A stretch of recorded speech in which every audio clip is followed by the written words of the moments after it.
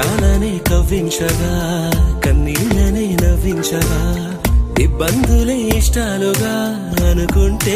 చాలు కదా కనకే మన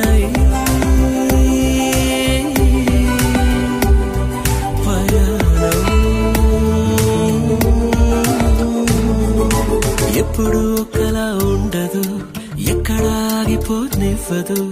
ఎదరేమున్నదో చెప్పదు కదిలే సమయం నీతోనే